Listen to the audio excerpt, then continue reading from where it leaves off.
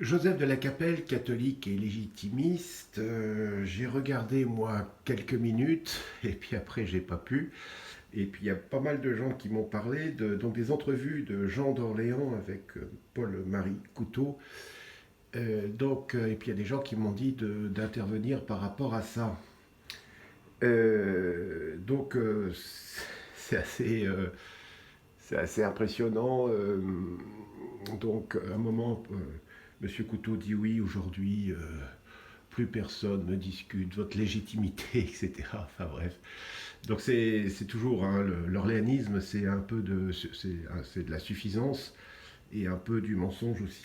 Donc pour donner des éléments à nos amis, donc Jean d'Orléans a une légitimité pleine et entière à être roi de France, mais il est 64 ou 65e hein, dans l'ordre de succession au trône de France. Par contre, comme le disait Alphonse de Bourbon, le père de donc Alphonse II de France, le père de Louis XX, ils ont donc la branche d'Orléans a une légitimité pleine et entière à être roi des Français. Et parce que c'est quelque chose qui a existé, on peut discuter du commencement de la monarchie de Juillet, qui est quand même basé sur une sorte de coup d'État contre les Bourbons. Enfin bref, mais par contre ça a existé. Donc de 1830 à 1848. Donc pour l'aîné des Orléans, ça serait l'honneur et le profit de dire qu'il a une légitimité pleine et entière à être roi des Français. Mais effectivement, le roi de France, c'est autre chose, c'est l'aîné des Capétiens. Donc aujourd'hui, c'est Louis de Bourbon. Voilà, je voulais faire cette précision et donc c'est très curieux parce que on disait par rapport à son père et son grand-père qu'il y avait eu un changement. Dans nos milieux cathos, on dit c'est merveilleux. Il a mis ses enfants chez Saint-Pédis pour l'éducation. Bon, ben, vous voyez, il n'a pas changé quoi. Il est bien orléaniste quand même, le prince Jean. Donc voilà. Donc j'en avais parlé. Hein, c'est une sorte de les gens disent la monarchie est divisée en France. Non, les orléanistes, c'est l'orléanisme. L'orléanisme, c'est quelque chose de très particulier. Je dirais pas que c'est une secte, mais c'est quand même une idéologie qui est très particulière. Quand on est la succession du royaume de France, elle a des règles depuis très longtemps. Et ça a été très marqué au niveau des Capétiens depuis Hugues Capet, donc il y a quand même pratiquement 1000 ans.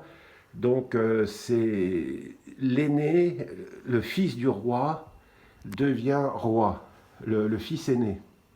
Si le roi n'a pas de fils aîné, c'est soit l'oncle ou le neveu ou le cousin qui devient l'aîné de la famille. Ça c'est pas quelque chose de compliqué à comprendre. Après, il y a toute cette histoire du traité de Westphalie. J'en avais pas le traité d'Utrecht, pardon. Le traité d'Utrecht, j'en ai déjà parlé plusieurs fois. Pour finir la guerre de succession d'Espagne, Louis XIV avait signé des papiers. Dans ces papiers, qu'avaient bientôt, bien sûr, fait signer les Anglais, il disait que la branche, donc son petit-fils qui était montré sur le trône d'Espagne, ne pourrait en aucun cas revenir sur le trône de France. Alors, c'est très bien que les Anglais aient mis ça, mais c'est carrément contre le droit français. C'est-à-dire que l'aîné des Capétiens se doit à la couronne de France. S'il est catholique, évidemment, s'il est franc-maçon et tout ça, alors on ne parlera pas hein, du lien de beaucoup d'Orléans avec la franc-maçonnerie, mais c'est-à-dire que si un prince devait être franc-maçon, il ne pourrait pas devenir roi de France. C'est-à-dire que le prince doit être catholique, quoi. C'est-à-dire que demain, je ne sais pas si l'aîné des Capétiens, si le prince Louis dit je suis bouddhiste, ça y est, il est exclu du trône de France, et donc c'est son fils, ça serait, voilà.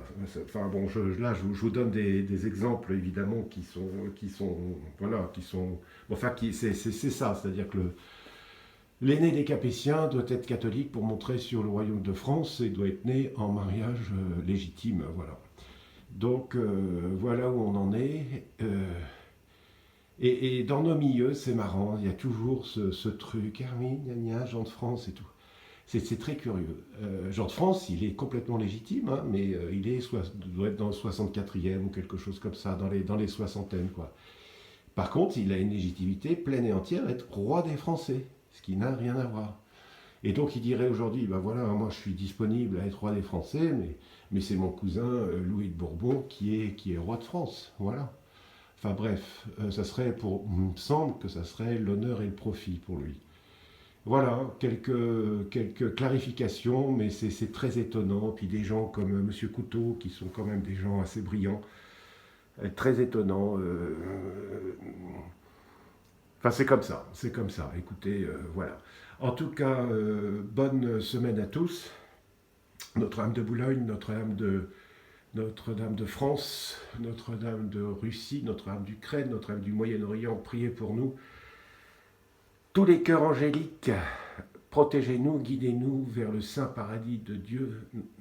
Tous les saints et les saintes du paradis et du purgatoire, priez pour nous. À très bientôt à tous, Deus et Rex.